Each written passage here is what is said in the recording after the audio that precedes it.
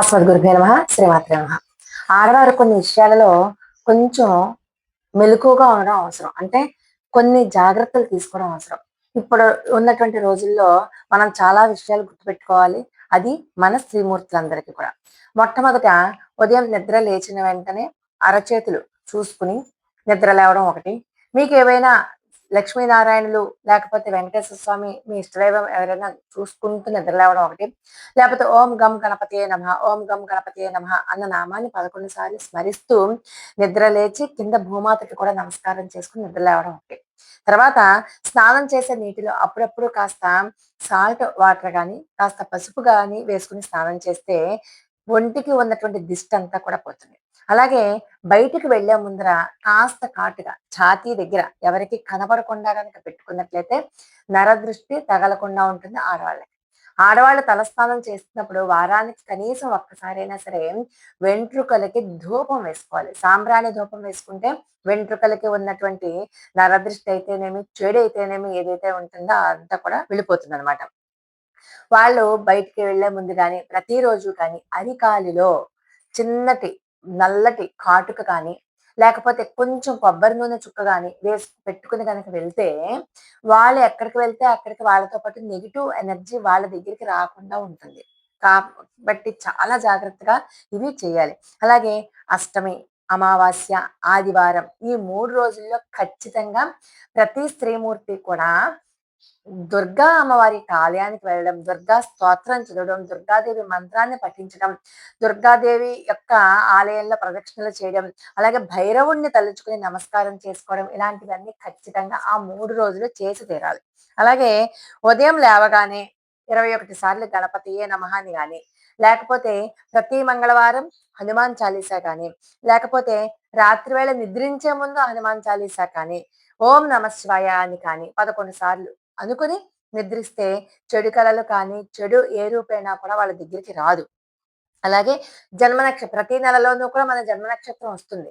ప్రతి నెలలోనూ వచ్చే మన జన్మ నక్షత్రం రోజున మన కులదైవం అయినటువంటి స్వామివారి యొక్క ఆలయానికి ఎవరైతే వాళ్ళు ఆ ఆలయానికి వెళ్ళి అక్కడ అర్చన చేయించుకోవడం మంచిది. ఇది ప్రతి నెల ఒకరోజు ఖచ్చితంగా జన్మ నక్షత్రం రోజు దగ్గరలో ఉన్నటువంటి ఆలయానికి వెళ్ళడం అన్నది అలవాటుగా చేసుకోండి. ఇక చాలా మందికి తలకి నూనె పెట్టుకోవడం అలవాటు ఉండదు. కాకపోతే కనీసం కాస్త చుక్కైనా సరే ఎక్కడో అక్కడ కాస్త చుక్క కొబ్బరి నూనె తలలో పెట్టుకోవడం మంచిది. అలాగే మన ఇంటి విషయాలు ఎవరికీ చెప్పడం గాని, మనకి పరిచయం లేని వాళ్ళ దగ్గర మన ఇంటి గుట్టు చెప్పడం గాని, మనం వాళ్ళని సహాయం చెయ్యమండం గాని, ఎట్టి పరిస్థితులలోనూ మనం చెయ్యనేకూడదు. అది చాలా చాలా చాలా గుర్తుపెట్టుకోవాల్సిన విషయం. అలాగే పండగ రోజుల్లో కానీ, సెలవు దినాల్లో అయినా కానీ, కనీసం శుక్రవారం అయినా కానీ, ప్రతి ఆడవాళ్ళు సౌభాగ్యవతి అయినటువంటి ప్రతి స్త్రీమూర్తి కూడా వాళ్ళ కాళ్ళకి పసుపు రాసుకోవడం చాలా మంచిది. అలాగే ప్రతి మంగళవారం గనక ముఖానికి పసుపు రాసుకుంటే నరదృష్టి అన్నది వెళ్ళిపోతుందనమాట. అలాగే కుటుంబ సభ్యులు దగ్గర ఏది దాపరికం ఉంచకూడదు. ఎందుకంటే మనల్ని కాపాడేది కుటుంబమే. కాబట్టి మంచో చెడో మీరు ఏదన్నా ఒక పని చేసినప్పుడు కుటుంబ సభ్యుల దగ్గర మాత్రం ఓపెన్‌గా ఉండడం నేర్చుకోండి. ఎవరి ద్వారానో తెలిసే కంటే మీరే కుటుంబ సభ్యులకి చెప్తే మన మీద గుడ్ విల్ ఉంటుంది. మనకి కుటుంబం ఆసరాగా ఉంటుంది. మనకి మ్యాన్ పవర్ కుటుంబమే బలం. అలాగే ప్రతి స్త్రీమూర్తి కూడా నిత్య దీపారాధన అలవాటు చేసుకోవాలి. ఉదయం కుదరకపోతే కనీసం ప్రతిరోజు సాయంకాలం అయినా సరే నిత్య దీపారాధన అలవాటు చేసుకోవడం అన్నది మంచిదనమాట. అలాగే అమంగళాలు ఎప్పుడు పలకూడదు. అది కూడా సాయం సంధ్యలో కానీ, ఉదయం కానీ అమంగళాలు ఎట్టి పరిస్థితిలోనూ పలకూడదు.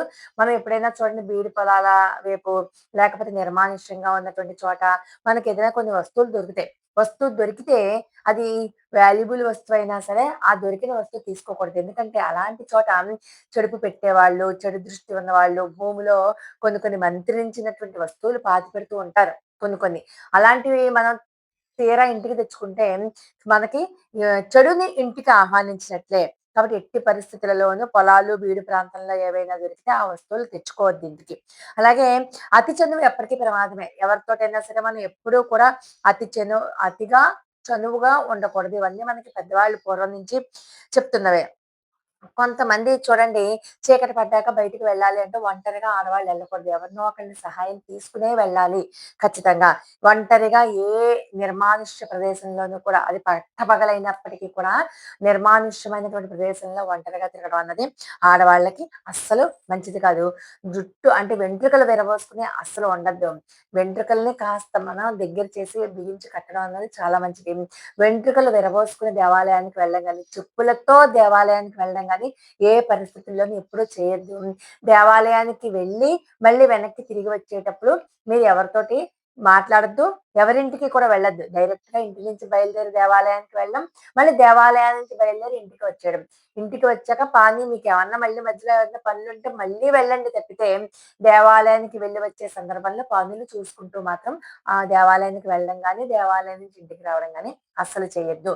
ఇవన్నీ కూడా ప్రతి స్త్రీమూర్తి గుర్తుపెట్టుకోవాల్సిన విషయాలు. తన భర్త గురించి కూడా ఎవరి దగ్గర పరిచయం ఉన్న వాళ్ళ దగ్గరైనా, పరిచయం లేని వాళ్ళ దగ్గరైనా తన భర్త గురించి తక్కువ చేసి మాట్లాడడం గాని, తన భర్త గురించి వాళ్ళ పడకటింటి విషయాలు మాట్లాడడం గాని, ఏ స్త్రీమూర్తి ఎవ్వరితోనూ ఎప్పుడూ కూడా షేర్ చేసుకోకూడదు. లోకా సమస్త సుఖినో భవంతు. మరొక అద్భుతమైన వీడియోతో మళ్ళీ కలుసుకుందాం. అంతవరకు నమస్కారం.